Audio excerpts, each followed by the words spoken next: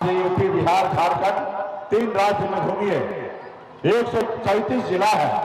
इस 137 जिला में एक निषाद का बेटा कलेक्टर नहीं है, तो इसका जवाबदेही कौन? ये आपको और हमको लेना पड़ेगा, क्योंकि हमने नहीं लड़ाई लड़ा। आज आरक्षण मिल गया होता तो दर्जनों निषाद का बेटा कलेक्टर होता, दर्जनों एसपी होता, सैकड़ों डीएसपी होता, हजारों शिक्षक होता।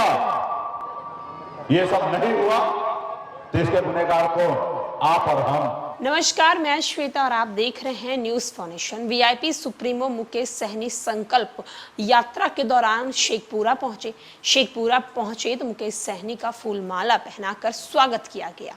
वहीं आपको बताते चले कि मुकेश सहनी ने वहां पर लोगों से ये आग्रह किया है कि निषाद समाज को जब पूरे देश में एक जैसा व्यवहार किया जाता है, जब उन्हें सम्मान मिल जाता है, तो फिर बिहार और झारखंड में क्यों नहीं निषाद समाज को सम्मान मिलेगा। साथ ही साथ मुकेश सहनी ने कहा है कि निषाद समाज जो है वो दिल्ली तक जाकर अपनी बातों को मनवा सकता है, तो फिर बिहार और झारखंड में क्यों नहीं कर सकता है।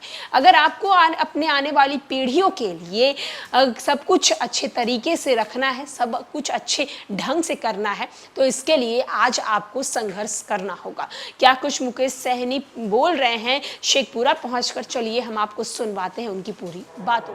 वीआईपी पार्टी के सभी नेतागण, मंच पर उपस्थित सभी साथी और इस सभा में उपस्थित बड़े संख्या में माता, बहन, नौजवान साथी, सम्मानित गार्जियन, सभी को सन ऑफ मल्ला मुकेश सहनी की ओर से नमस्कार। साथियों, प्रणाम। साथियों, आज निषाद आरक्षण यात्रा पे हम लोग निकले हैं, निषाद संकल्प की यात्रा पे निकले हुए हैं। इसका मकसद एक ही है कि निषाद समाज के सभी उपजाति, भिन्न, दंडान, दुनिया, मलाह, चाय, तियर, बनपर, ये सब हम निषाद के एक उपजाति हैं और अपने हक अधिकार के लिए आज लड़ाई लड़ रहे हैं। आज इस देश को आजादी दिलाने के लिए हमारे पूर्वज, हजारों लाखों हमारे पूर्वज शहीद हुए और अंग्रेज से पौने 200 साल तक लड़ाई लड़े, तब देश जाके आजाद हुआ। और हमारे पूर्वज इसलिए लड़ाई लड़ते थे कि हमारे आने वाला समय में, हमारे आने वाला पीढ़ी इस आजाद भारत में सर उठा के जिए। लेकिन देश तो आजाद हुआ, लेकिन सही मायने में खास करके हम गरीब, पिछड़ा, दलित, ऐसे वर्ग के लोग, अति पिछड़ा वर्ग के लोग, इसको आज आजादी नहीं मिला। तो इसलिए साथियों, हमें अपने हक अधिकार के लिए लड़ाई लड़ना है।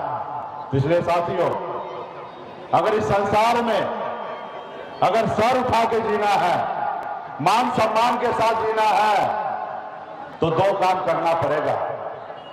2 काम में एक काम, एक रोटी कम खाइए, लेकिन अपने बच्चे को पढ़ाइए, लिखाइए, उसको काबिल बनाइए।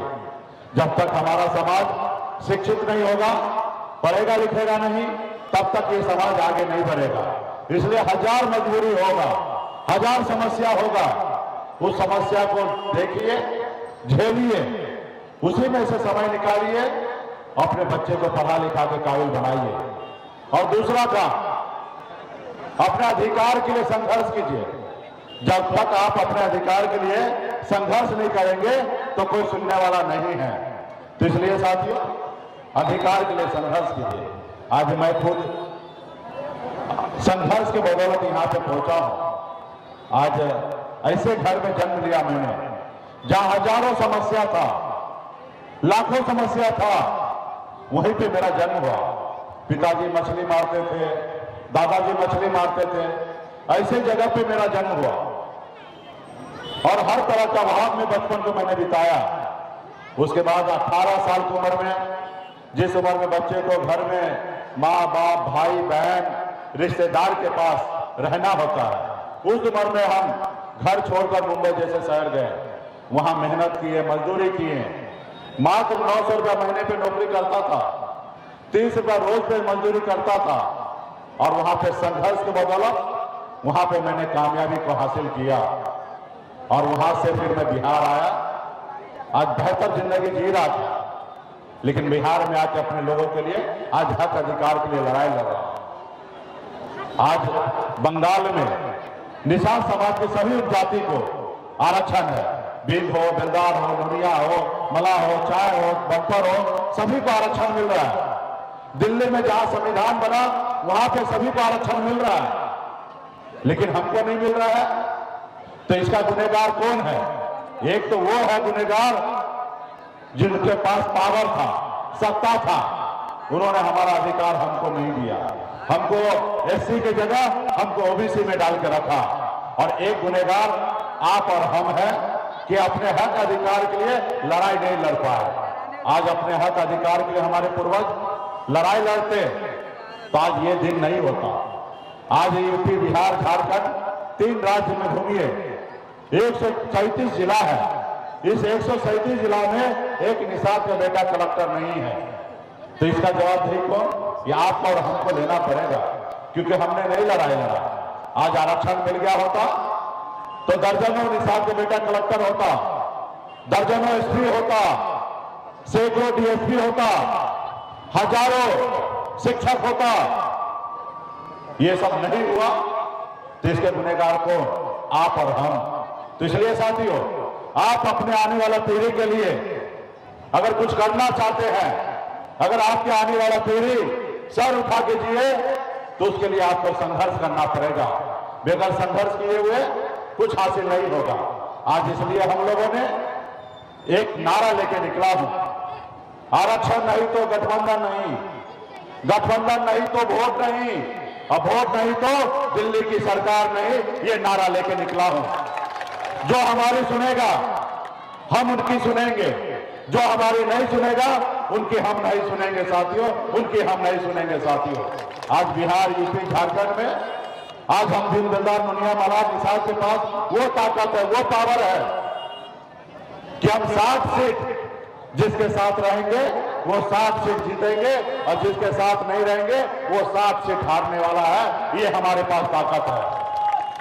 जैसे हनुमान जी के पास शक्ति था, वो 7 समुद्र पार कर सकते थे, लेकिन उनको अंदाजा नहीं था। जब उनको अंदाजा दिलाया गया, याद दिलाया गया कि प्रभु आपके पास अपरंपार शक्ति है, आप 7 समुद्र पार कर सकते हैं, तो वहीं पे हनुमान जी ने 7 समुद्र पार करके लंका को जला दिया। वही शक्ति आज भील, दिलदार, मुनिया, मला, निषाद के बेटा को वही शक्ति है कि अगर अपने आप को पहचान ले, अपनी शक्ति को पहचान ले, तो आने वाला समय में 7 लोकसभा चुनाव हारेंगे। और बिहार में निषाद का शक्ति वो है कि पटना तो छोड़िए, दिल्ली को हम लोग कब्जा कर सकते हैं। वो शक्ति हमारे पास है।